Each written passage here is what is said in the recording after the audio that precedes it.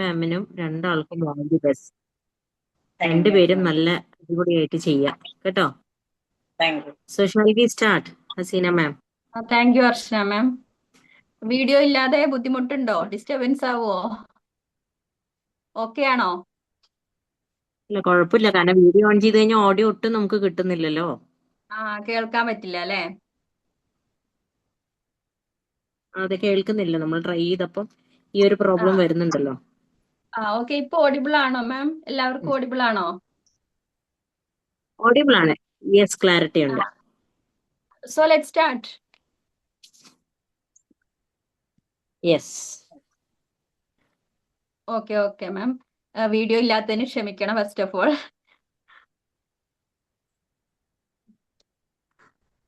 കേൾക്കാവോ? യെസ്, കേൾക്കാം. സ്റ്റാർട്ട് ചെയ്തോളൂ.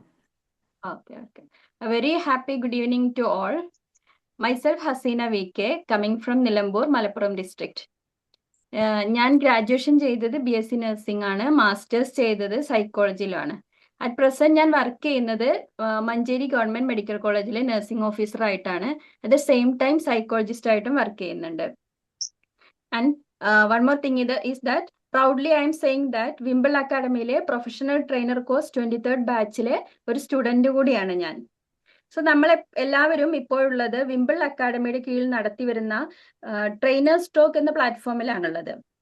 ഇതിലെ സെഷൻസ് ലീഡ് ചെയ്യാൻ എത്തുന്നത് professional trainer course completely successfully complete ആക്കിയവരാണ് ഇതിൽ സെഷൻ ഹാൻഡിൽ ചെയ്യുന്നത്.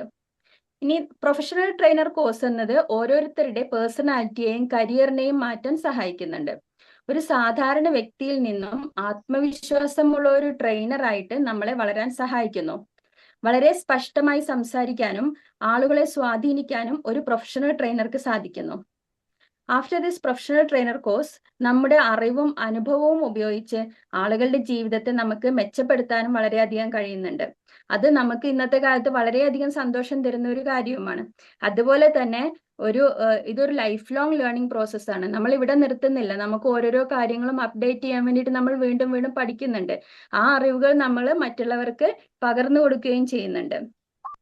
ഇനി വിംബിൾ അക്കാദമിയിൽ നിന്നും ഒരു പ്രൊഫഷണൽ ട്രെയിനർക്ക് വേണ്ട എല്ലാ ക്വാളിറ്റിയും നമുക്ക് ഇവിടെ നിന്ന് തന്നെ ലഭിക്കുന്നുണ്ട്. അതിൽ വളരെയധികം പ്രധാനപ്പെട്ട പങ്ക് വഹിക്കുന്നത് നമ്മുടെ ഫൈസൽ സാറും അർച്ചന മാമും ആണ്.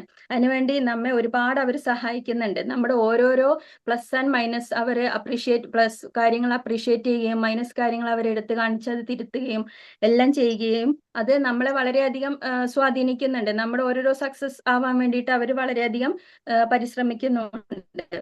And thanks to Faisal sir and Archana ma'am. ഇനി നമ്മുടെ ഇന്നത്തെ ട്രെയിനേഴ്സ് ടോക്കിൽ സെഷൻസ് ഹാൻഡിൽ ചെയ്യാൻ എത്തിയിട്ടുള്ളത് രാജലക്ഷ്മി മാം ആണ്. അറ്റ് പ്രസന്റ് മാം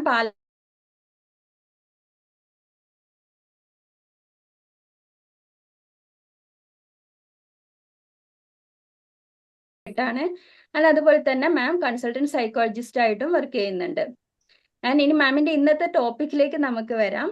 മാമിന്റെ ഇന്നത്തെ ടോപ്പിക് എന്ന് പറയുന്നത് peer pressure and decision making in adolescence ആണ്. ഇന്നത്തെ കാലത്ത് പാരന്റ്സ് ഏറ്റവും കൂടുതൽ ടെൻഷൻസ് അനുഭവിക്കുന്ന ഒരു കാര്യമാണ് ഹൗ ടു ഹാൻഡിൽ അഡോളസൻസ് എന്നത്. ബിക്കോസ് നമ്മൾ ജെൻസി ആൻഡ് ജെൻ ആൽഫ ഒക്കെ ജനറേഷൻ ഒക്കെയുള്ള കാലമാണിത്. വളരെയധികം ജനറേഷൻ ഗ്യാപ്പും നമ്മൾ പറയുന്നത് അവർക്ക് മനസ്സിലാവുന്നില്ല, അവർ പറയുന്നത് നമുക്ക് മനസ്സിലാവുന്നില്ല. ഇതിന്റെ ഇടയിൽ അവർക്ക് സ്വന്തമായിട്ട് തീരുമാനങ്ങൾ എടുക്കാൻ പറ്റുന്നില്ല. അങ്ങനെ ഒരുപാട് പ്രശ്നങ്ങൾ ഇഷ്യൂസ് ഉള്ള അവർക്കുള്ള കാലമാണ് ഇത്. അപ്പം ഇന്നത്തെ കാലത്ത് വളരെയധികം ഇമ്പോർട്ടന്റ് ആയിട്ടുള്ള ഒരു സബ്ജക്റ്റ് തന്നെയാണ് ഇത്. ഇനി മാം കൂടുതലായിട്ട് അതിനെക്കുറിച്ച് നമ്മളോട് എന്തായാലും ഡിസ്കസ് ചെയ്യുന്നുണ്ടല്ലോ. അതുപോലെ തന്നെ ഈ ഡിസിഷൻ മേക്കിങ്ങിലും എപ്പോഴും അവർക്ക് കൺഫ്യൂഷൻസ് വരാറുണ്ട്. അപ്പോൾ മാമിനെ നന്നായിട്ട് ഹാൻഡിൽ ചെയ്യാൻ പറ്റട്ടെ എന്ന് ആശംസിക്കുന്നു. ഞാൻ വളരെയധികം സ്നേഹത്തോടു കൂടി മാമിനെ ഈ സെഷൻ ഹാൻഡിൽ ചെയ്യാൻ വേണ്ടിയിട്ട് ഞാൻ സ്വാഗതം ചെയ്യുകയാണ്. ഞാൻ അതുപോലെ തന്നെ ഇവിടെ ഇന്ന് ട്രെയിനേഴ്സ് ടോക്കിൽ വളരെ ഇൻട്രസ്റ്റോടു കൂടി ഇവിടെ ജോയിൻ ചെയ്തിട്ടുള്ള എല്ലാവരെയും ഞാൻ ഈ സെഷനിലോട്ട് സ്വാഗതം ചെയ്യുന്നു. Thank you all.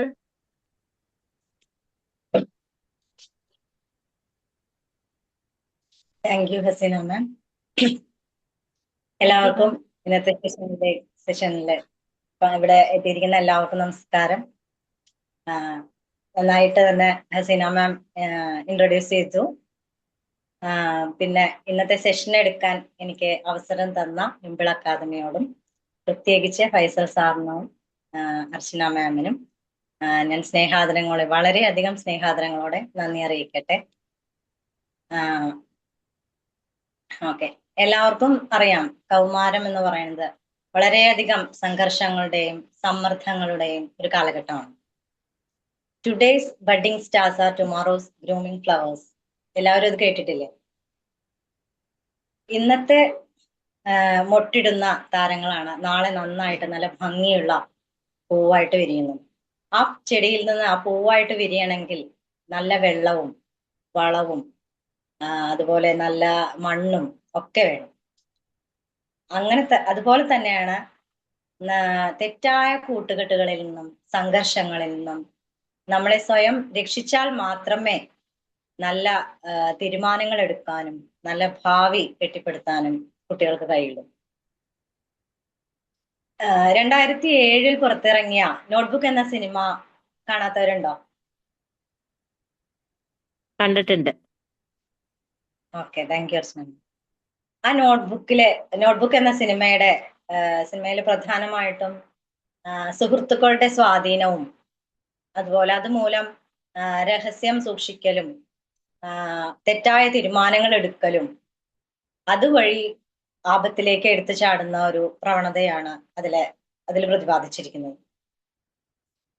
അതുപോലെ കുട്ടികളുടെ അഡോളസൻസ് ഏജിലെ ഇപ്പോ ഒരു പ്രേമം എന്നൊരു സിനിമയിലെ ആ കോളേജ് ലൈഫിലെ കാര്യങ്ങൾ കൂട്ടുകാരാൽ സ്വാധീനിക്കപ്പെടാനും അവരുടെ ആ സംസാരത്തിലും ശൈലിയിലും ഒക്കെ ആ പാത പിന്തുടരാനുള്ള ശ്രമങ്ങളാണ് സിനിമയിലൊക്കെ കാണിക്കുന്നത്. ഇനി നമുക്ക് വിഷയത്തിലേക്ക് വരാം. പ്രധാനമായും ഇന്ന് എടുക്കാൻ പോകുന്ന വിഷയം നേരത്തെ പറഞ്ഞു, peer pressure and decision making among adolescence. പ്രധാനമായും 2 രീതിയിലാണ് പിയർ പ്രഷർ വരുന്നത്. ഒന്ന് positive peer pressure and 2 negative peer pressure. Positive peer pressure എന്ന് പറയുന്നത്, ഞാൻ നിങ്ങളോടൊന്ന് ചോദിക്കട്ടെ, ആരെങ്കിലും നിങ്ങളുടെ കൗമാര കാലഘട്ടത്തിലെ നമുക്ക് ഇഷ്ടപ്പെടാത്ത എന്തെങ്കിലും ചെയ്യാൻ നിർബന്ധിതരായിട്ടുണ്ടോ? ആർക്കെങ്കിലും അനുഭവം ഉണ്ടോ? യെസ്. എന്താ മാം? ഈ പറഞ്ഞ മാതിരി എൻ്റെ ഒരു ഫ്രണ്ടിന് ഒരു ആളെ ഇഷ്ടമായിരുന്നു. അപ്പൊ ഇഷ്ടമായതുകൊണ്ട് പുള്ളിക്കാരിക്ക് അന്ന് മൊബൈലിലൊന്നും വിളിക്കാനുള്ള സൗകര്യം ഇല്ലല്ലോ. അപ്പൊ ഈ ബൂത്തിൽ ചെന്നിട്ട് പുള്ളിക്കാരിക്ക് വേണ്ടിയിട്ട് ഞാനാണ് വിളിച്ച് കണക്ട് ചെയ്ത് കൊടുക്കുക. അപ്പൊ അതെനിക്കൊരു സ്ഥിരം തൊഴിലായി മാറി. കാരണം എന്ന് വെച്ചാൽ എനിക്ക് നോ പറയാൻ പറ്റാത്തത് കൊണ്ട് ഞാൻ പോയി ആദ്യം വിളിച്ച് കണക്ട് ചെയ്തതിന് ശേഷമാണ് പുള്ളിക്കാരിക്ക് ഫോൺ കൊടുക്കുക. Okay ma'am, thank U.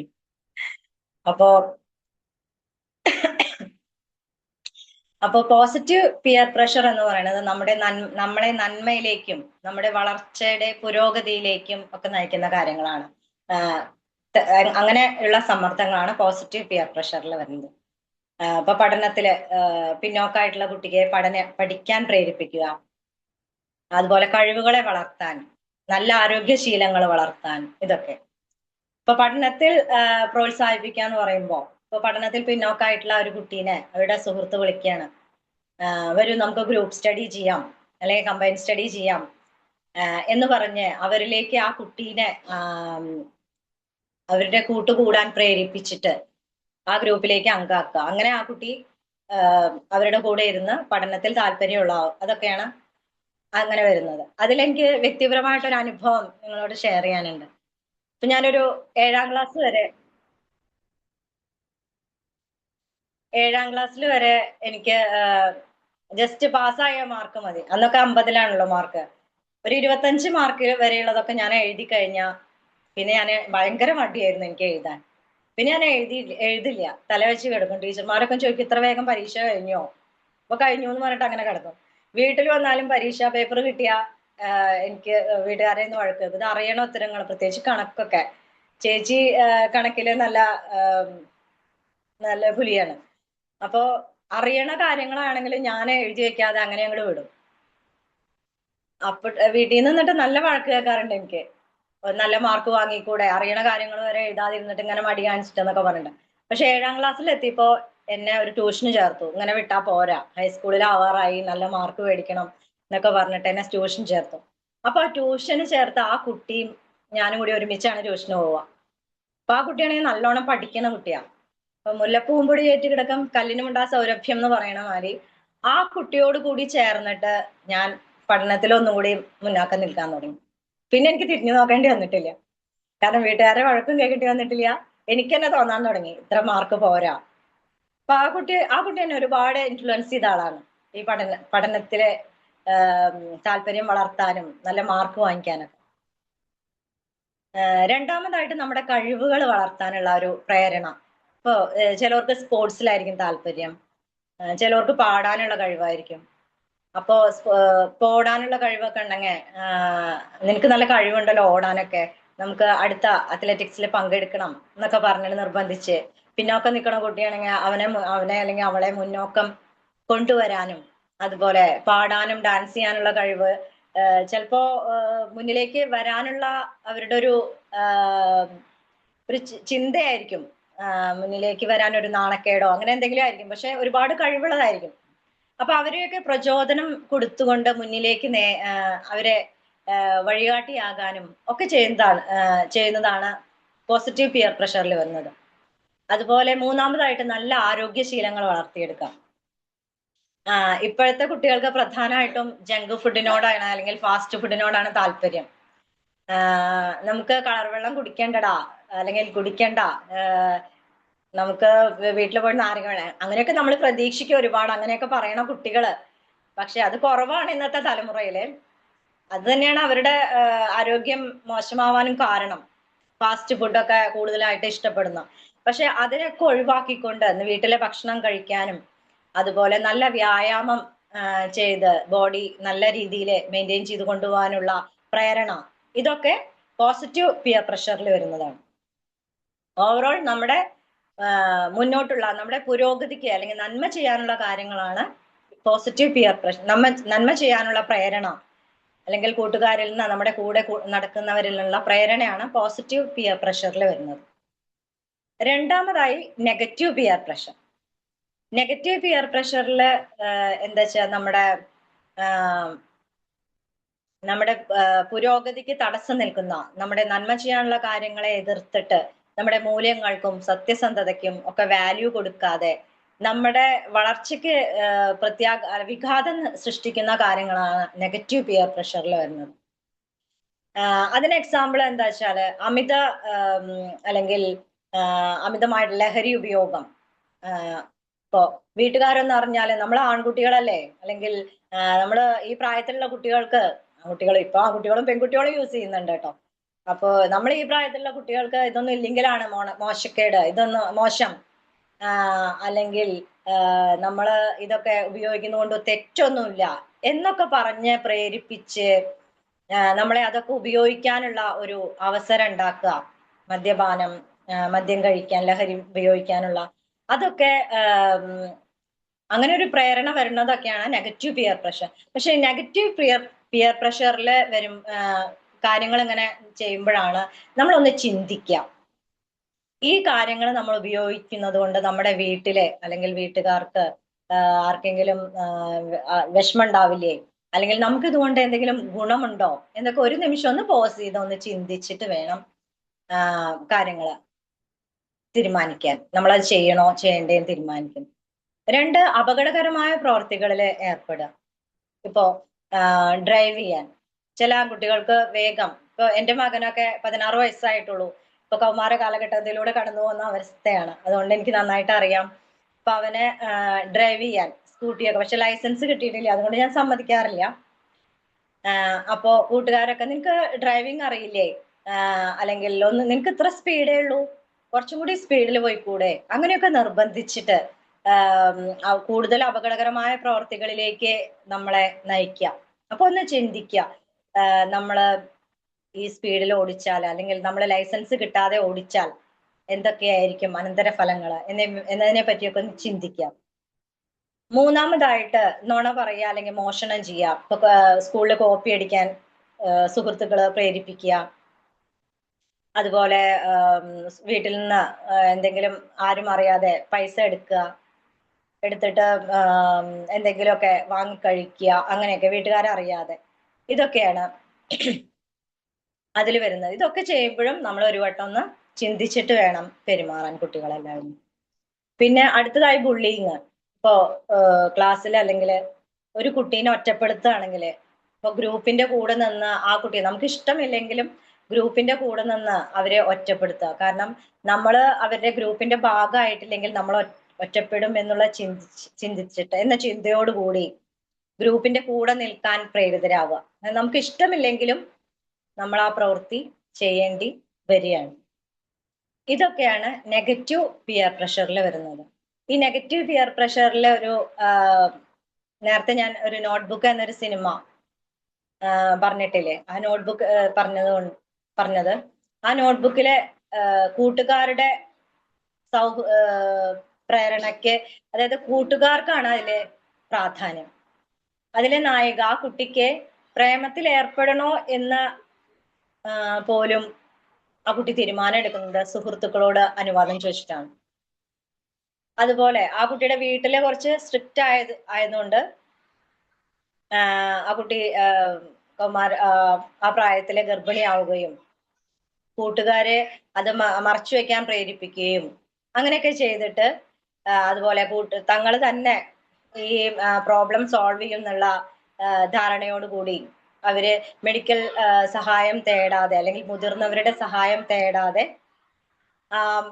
Abortion ചെയ്യാൻ പ്രേരണ ഉണ്ടാവുകയും അങ്ങനെ അതൊരു ദുരന്തത്തിലേക്ക് നയിക്കുകയാണ് ചെയ്യുന്നത്. അപ്പോ ഇങ്ങനത്തെ കാര്യങ്ങളൊക്കെ വളരെയധികം കുട്ടികൾക്ക് വിഷമം ഉണ്ടാക്കുന്നതാണ്. ഭയങ്കര സമ്മർദ്ദങ്ങൾ ഉണ്ടാക്കുന്നതും, അതുപോലെ മുതിർന്നവരോട് സംസാരിച്ച് പ്രശ്നങ്ങൾ സോൾവ് ചെയ്യുന്നതിന് പകരം അവര് സ്വന്തമായിട്ട് മുതിർന്നവരെക്കാൾ കൂടുതൽ കൂട്ടുകാരാണ് അവരുടെ ജീവിതത്തിലെ സ്വാധീനം എടുക്കുന്നത്. പിന്നെ ഇപ്പൊ പ്രേമം എന്ന സിനിമയിലും അതുപോലെ പല സിനിമകളിലും, ഇപ്പൊ വാഴ അങ്ങനത്തെ പല സിനിമകളിലും സുഹൃത്തുക്കളുടെ സ്വാധീനമാണ് അതിൽ കാണാൻ കഴിയുന്നത്. പിന്നെ എന്ത് കാര്യങ്ങൾ എടുക്കുമ്പോൾ, എന്ത് ഈ സമ്മർദ്ദങ്ങൾ ഉണ്ടായാലും നമ്മൾ 3 കാര്യങ്ങളാണ് ചിന്തിക്കേണ്ടത്. ഒന്ന് കോൺസിക്വൻസസ്. അത് എന്ത് കാര്യങ്ങൾ ചെയ്യാൻ പോകുമ്പോഴും അതില് നാളെ അത് എന്തെങ്കിലും പ്രത്യാഘാതം ഉണ്ടാക്കുവോ അല്ലെങ്കിൽ നമ്മുടെ വീട്ടില് വിഷമം ഉണ്ടാക്കുവോ എന്നൊക്കെ ചിന്തിച്ചിട്ട് വേണം നമ്മളത് പ്രവർത്തിക്കാൻ. ഇപ്പോ എന്താ പറയാ, എന്റെ മോൻ ഞാൻ അറിയാതെ വണ്ടി എടുത്തോണ്ട് പോയി എന്ന് പറഞ്ഞാൽ ഇവിടെ അടുത്തൊരു കടയിലേക്കാണ്.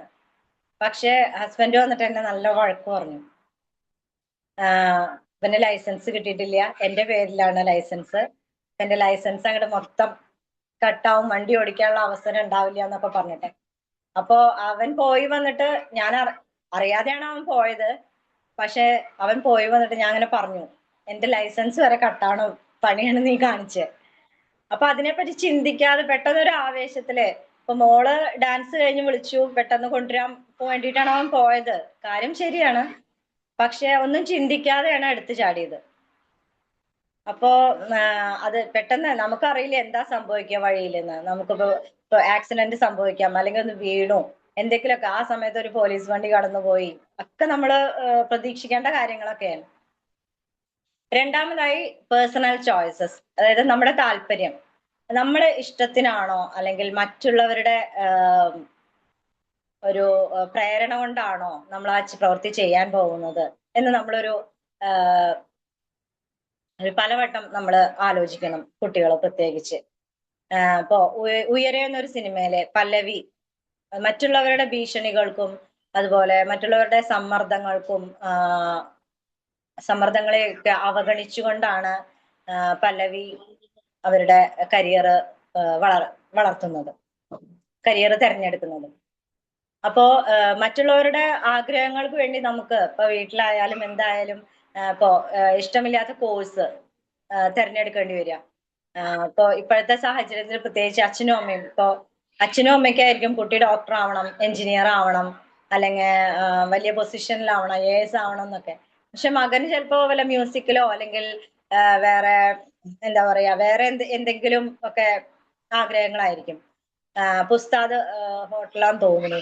ഇപ്പോ അതിലൊരു കഥാപാത്രത്തിന് ഷെഫ് ആവാനാണ് താല്പര്യം. പക്ഷെ വീട്ടിലെ അച്ഛനൊക്കെ വേറെ കരിയർ ആയിരുന്നു താല്പര്യം. പക്ഷെ അവസാനം അയാള് ആ കരിയർ തന്നെ അവർക്ക് ഇഷ്ടപ്പെട്ട കരിയർ തന്നെ തെരഞ്ഞെടുത്തു. അതുപോലെ തന്നെ ഇപ്പൊ പലർക്കും എഞ്ചിനീയറിംഗ് ഒന്നും താല്പര്യം ഉണ്ടാവില്ല. അവർക്ക് മ്യൂസിക് ആയിരിക്കും, അല്ലെങ്കിൽ വേറെ ഏതെങ്കിലും ഫീൽഡ് ആയിരിക്കും താല്പര്യം. അപ്പോ ഇപ്പോഴത്തെ പാരന്റ്സിനും ഒന്ന് ശ്രദ്ധിക്കാം. അവരുടെ താല്പര്യം, പക്ഷെ മുഴുവൻ വിട്ടുകൊടുക്കണം എന്നല്ല, പക്ഷെ കുറച്ചൊക്കെ അവരുടെ താല്പര്യത്തിന്, നമുക്ക് ഏത് വിഷയമായാലും നമ്മൾ താല്പര്യത്തോടു കൂടി പഠിച്ചാല് ആ വിഷയത്തില് നല്ല ഒരു മികവ് പുലർത്താൻ നമുക്ക് സാധിക്കും എന്നാണ് പല അനുഭവങ്ങളും നമുക്കറിയുന്നത്.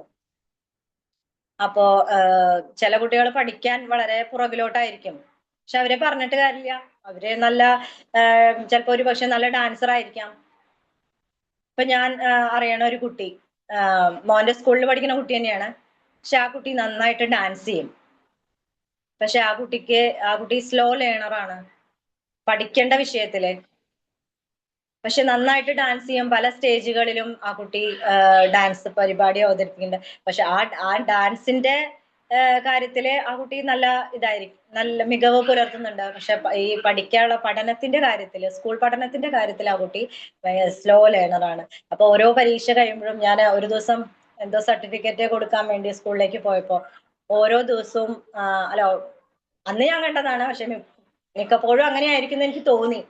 ആ പരീക്ഷ കഴിഞ്ഞ് വന്ന് ആ കുട്ടിയോട് ടീച്ചർ നന്നായിട്ട് എഴുതിയില്ലേ എന്നൊക്കെ ചോദിക്കുന്ന കേട്ടപ്പോ, കാരണം ടീച്ചർമാരൊക്കെ അത്രയും എഫേർട്ട് എടുത്തിട്ടാണ് ആ കുട്ടീനെ പഠനം മുന്നോട്ട് വരാൻ സഹായിക്കുന്നത്. അപ്പോ ഓരോ കുട്ടിയും യുണീക്കാണ്. അപ്പൊ ഓരോരുത്തർക്ക് ഇഷ്ടമുള്ള വിഷയം എടുത്ത് പഠിക്കുക, അല്ലെങ്കിൽ അതില് ട്രെയിനിങ് ചെയ്യുക, അതൊക്കെ. അല്ലാണ്ട് നമുക്ക് മറ്റുള്ളവരുടെ താല്പര്യത്തിന് വേണ്ടിയിട്ട് ചെയ്തു കഴിഞ്ഞാൽ അത് ഫലപ്രദമാവില്ല. മൂന്നാമതായിട്ട് നമ്മുടെ വാല്യൂസ്, സത്യസന്ധത, മൂല്യങ്ങള്, ഇതൊക്കെ നമ്മള് ബലി കഴിച്ചാല് അത് പിന്നീട് നമുക്ക് അതിനൊരു കുറ്റബോധം തോന്നാനുള്ള ഒരു അവസരം ഉണ്ടായിരിക്കും. എന്ത് പ്രശ്നം ഉണ്ടെങ്കിലും നമ്മുടെ മൂല്യങ്ങൾക്കും സത്യസന്ധതയ്ക്കും വില കൊടുക്കാത്ത കാര്യങ്ങൾ, എന്ത് പ്രേരണ ഉണ്ടായാലും നമ്മൾ അതിന് വഴങ്ങി കൊടുക്കരുത്. അതിൽ തന്നെ ഉറച്ചു നിൽക്കണം. ഇപ്പോ നമ്മള് ഏത് ഒഫീഷ്യൽ ഫീൽഡായാലും എങ്ങനെയായാലും നമ്മൾ ഒരാളിൽ നിന്ന് കൈക്കൂലി വാങ്ങില്ല എന്ന് നമ്മൾ തീരുമാനിച്ചിട്ടുണ്ടെങ്കിൽ അതിൽ തന്നെ ഉറച്ചു നിൽക്കണം. പല സമ്മർദ്ദങ്ങൾ ഉണ്ടെങ്കിലും അതിൽ നിന്ന് നമ്മൾ വ്യതിചലിക്കരുത്. നമ്മുടെ മൂല്യങ്ങളെ ഉറപ്പിച്ചു നിർത്തുക. അതുപോലെ സ്കൂളിൽ പ്രത്യേകിച്ച് അഡോളസന്റ് ഏജില് നമ്മള് ക്ലാസ് കട്ട് ചെയ്യില്ല, അല്ലെങ്കിൽ ക്ലാസ് കട്ട് ചെയ്ത് സിനിമയ്ക്ക് പോവില്ല എന്ന് പല കുട്ടികളും ക്ലാസ് കട്ട് ചെയ്തിട്ട് പല സാഹചര്യങ്ങളും ഉണ്ടാവാറുണ്ട്. ക്ലാസ് കട്ട് ചെയ്ത് സിനിമയ്ക്ക് വാടാ അല്ലെങ്കിൽ വാടി നമുക്കൊന്ന് സിനിമയ്ക്ക് പോവാം, ഈ ബോറാണ്. പക്ഷെ ഈ ക്ലാസ് കട്ട് ചെയ്താൽ നമുക്ക് ആ സബ്ജക്റ്റ് ആ സമയത്ത് നമുക്ക് പഠിക്കാൻ കിട്ടില്ല.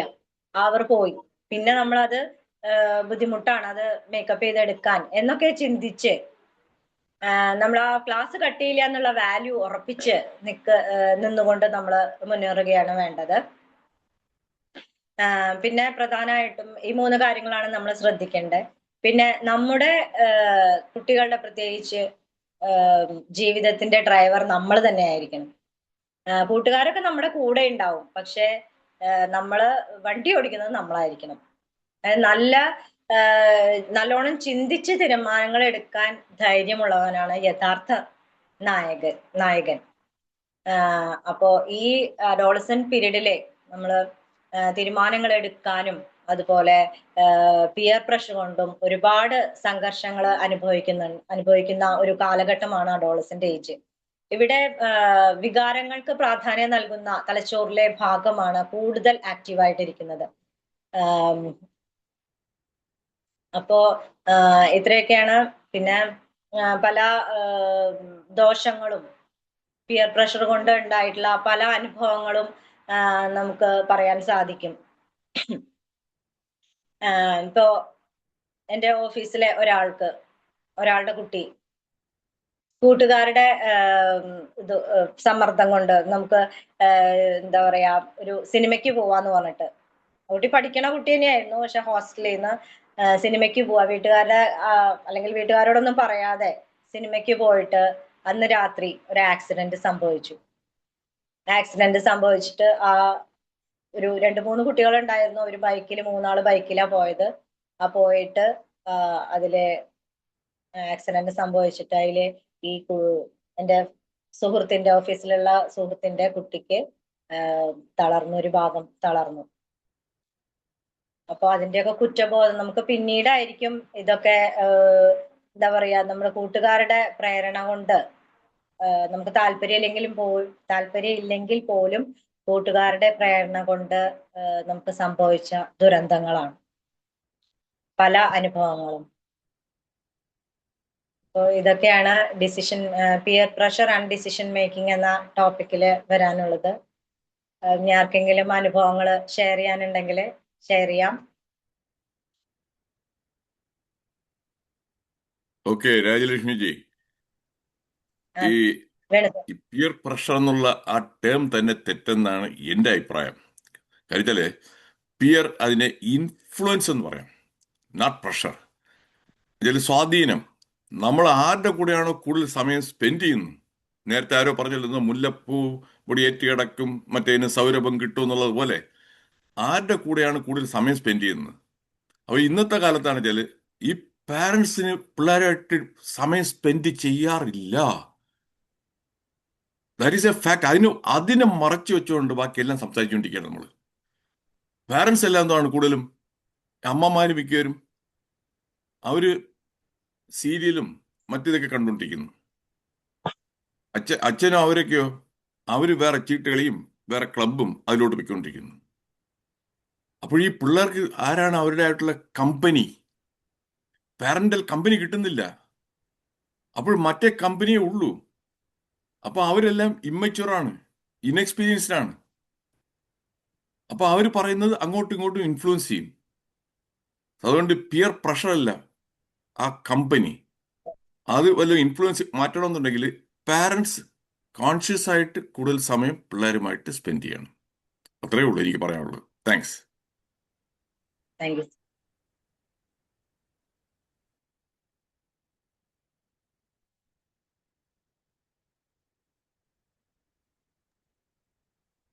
ഈ ഒരു വിഷയത്തിൽ ആർക്കെങ്കിലും ആഡ് ഓൺ ചെയ്യണമെങ്കിൽ ആഡ് ഓൺ ചെയ്യാം, അല്ലെങ്കിൽ ഫീഡ്ബാക്ക് പറയണമെങ്കിൽ ഫീഡ്ബാക്ക് പറയാം. ഹലോ രാജലക്ഷ്മി മാം, ജേക്കബ് സർ കേക്കാമോ? പുറത്താണ്, അതാ വീഡിയോ ഓൺ ചെയ്യാൻ പറ്റാതെ. കുറച്ച് ലേറ്റ് ആയെങ്കിലും കുറെ ഭാഗം കേട്ടു. എപ്പോഴും ഞങ്ങള് പറയാറുള്ള പോലെ അവന്റെ ഏറ്റവും സ്ട്രോങ് പോയിന്റ് ആ വോയിസ് ആണല്ലോ. അതുകൊണ്ട് നന്നായിട്ട് കുറെ കാര്യങ്ങൾ പറയാൻ പറ്റി. പിയർ പ്രഷർ എന്ന് പറയുന്ന ആ ഒരു കാര്യങ്ങളുമായിട്ട് ഒത്തിരി റിലേറ്റ് ചെയ്യാൻ പറ്റി. കാരണം നമ്മള് ലൈഫിൽ എവിടെയെങ്കിലും ഒക്കെ ഒരു പ്രായത്തില് ഫ്രണ്ട്സ് ആണല്ലോ എല്ലാം. ഒരു ടൈമിൽ എവിടെയെങ്കിലും ഒക്കെ, അല്ലെങ്കിൽ ചിലരൊക്കെ ജീവിതത്തിൽ അത് മുന്നോട്ടും പോവും, അല്ലെങ്കിൽ എവിടെയെങ്കിലും ഒക്കെ ഫ്രണ്ട്സിനപ്പുറത്തൊരു വാല്യൂ വരാറില്ല. വീട്ടുകാർ പറയുന്നൊന്നും ചെവി കൂടെ പോലും പോവില്ല എന്ന് പറയുന്ന ഒരു ലൈഫിൽ കൂടെ നമ്മളെല്ലാരും കടന്നു പോകുന്നതാണ്. അതുകൊണ്ട് ചില കാര്യങ്ങളൊക്കെ പണ്ടത്തെ ആ ഒരു ലൈഫിൽ കൂടെ ഒക്കെ ഒന്ന് യാത്ര ചെയ്യാൻ പറ്റി. Thank you. ആ ഒരു കാലഘട്ടത്തിൽ നമുക്ക് വീട്ടുകാരെക്കാട്ടിലും കൂടുതൽ ഫ്രണ്ട്സ് പറയുന്നതാണ് വാല്യൂ കൊടുക്കുന്ന ഒരു കാലഘട്ടമാണത്. ആണാണ്. പിന്നെ അമ്മ ഇപ്പോഴും പറയുന്നത് എനിക്കിപ്പോഴും ഓർമ്മയുണ്ട്. അതായത് എന്താ പറയാ, കൂട്ടുകാരാണ് അവന് വലുത് എന്നൊരു ഡയലോഗ് ഉണ്ട്. അത് എപ്പോഴും പറയും. വീട്ടുകാർ പറയുന്നൊന്നും ആ സമയത്ത് ചെവി കയറൂല. ഏത് സമയത്താണെങ്കിലും എന്തിന്റെ ഇടയിലാണെങ്കിലും ഫ്രണ്ട്സ് വിളിച്ച അപ്പ വീട്ടിൽ നിന്ന് ഇറങ്ങും. അങ്ങനെയുള്ളൊരു കാലഘട്ടം ഉണ്ടായിരുന്നല്ലോ. ഓക്കെ മാം, നല്ലൊരു സെഷൻ ആയിരുന്നു. Thank you. Thank you.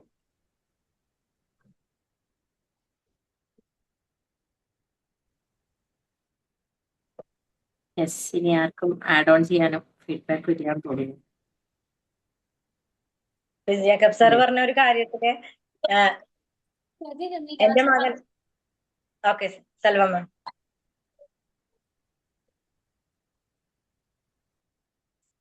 Mic Selva മാം. അറിയാതെ ഓൺ ആയതാന്ന് തോന്നുന്നു.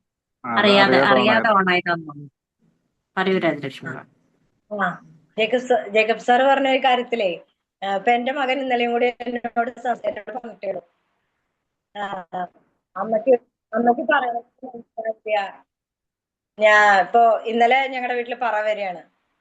അപ്പൊ ഞാൻ പറഞ്ഞു പറ വന്നു കഴിഞ്ഞിട്ട് പോയാ മതി കൂട്ടുകാരുടെ കൂടെ കാളവേല കാണാൻ. അപ്പൊ അവൻ എന്നോട് പറഞ്ഞു എന്റെ കൂട്ടുകാരെ വിളിക്കണ്ട, അമ്മയ്ക്ക് എന്നെ മനസ്സിലാവില്ല, ഇപ്പോഴാണ് കളിച്ച് നടക്കാൻ പറ്റുള്ളൂ എന്നൊക്കെ പറഞ്ഞിട്ട് ഇന്നലെ പറഞ്ഞത് കേൾക്കാതെ പോയി. അപ്പൊ വീട്ടിലെ കാര്യങ്ങളെക്കാളിലും കൂടുതൽ പ്രാധാന്യം സുഹൃത്തുക്കളുടെ ആ വലയത്തിനാണ് ഈ ഒരു കാലഘട്ടത്തിലെ പ്രാധാന്യം നൽകുന്നത്. അതെ അതെ തീർച്ചയായും. ഓക്കെ, അപ്പൊ രാജലക്ഷ്മി മാം എന്നെടുത്ത വിഷയത്തിൽ ശരിക്കും പറഞ്ഞാൽ ചിന്തിക്കേണ്ടത് ഇത്രയേ ഉള്ളൂ. ഫ്രണ്ട്സും ഫ്രണ്ട്ഷിപ്പും ഒക്കെ ഇമ്പോർട്ടന്റ് ആണ്, പക്ഷെ അത് ഏത് തരത്തിലാണ് നമ്മളെ ഇൻഫ്ലുവൻസ് ചെയ്യുന്നത് എന്നുള്ളത് നമ്മൾ അവെയർ ആയിരിക്കണം എന്ന് മാത്രമാണ് അല്ലെ. നമ്മുടെ ഒരു പോസിറ്റീവ് കാര്യങ്ങൾക്ക് വേണ്ടിയിട്ട് നമുക്കത് മുന്നോട്ട് കൊണ്ടുപോകാൻ, പോസിറ്റീവായിട്ടുള്ള കാര്യങ്ങൾ മുന്നോട്ട് കൊണ്ടുപോകാൻ തിരഞ്ഞെടുക്കാൻ സഹായിക്കുന്ന കാര്യങ്ങൾ മാത്രം എടുത്തുകൊണ്ട് മറ്റുള്ളതിലെ നമുക്കൊരു സ്റ്റാൻഡ് ഉണ്ടാവണം എന്നുള്ളത് തന്നെയാണ്. നമ്മുടെ വ്യക്തിത്വത്തിനെ ബാധിക്കുന്ന രീതിയിലോ മാറ്റുന്ന രീതിയിലായി പോരുത് നമ്മുടെ ഒരു സുഹൃത്ത് വലയം എന്നുള്ളത്. സോ ഇത്രയും വളരെ മനോഹരമായി തന്നെ ഈ വിഷയം കൈകാര്യം ചെയ്തതിന് രാജലക്ഷ്മി മാമിന് ഒരുപാട് നന്ദി. അതുപോലെ തന്നെ മാമിന് നല്ലൊരു ഇൻട്രോ പറഞ്ഞ ഹസീന മാമിനും നന്ദി. ഇന്ന് നമ്മുടെ ട്രെയിനേഴ്സ് ടോക്കിൽ ഇത്രയും നേരം നമ്മുടെ ട്രെയിനറിനെ കേട്ടിരുന്ന എല്ലാവർക്കും ഒരുപാട് നന്ദിയുണ്ട്. ഇതുപോലെ തന്നെ മറ്റൊരു ട്രെയിനറുമായി നമുക്ക് വെള്ളിയാഴ്ച വീണ്ടും കണ്ടുമുട്ടാം. അപ്പോഴും ഇതുപോലത്തെ ഒരു സപ്പോർട്ട് പ്രതീക്ഷിക്കുന്നു. Thank you and good. Thank you ma'am. Thank you all. Good night.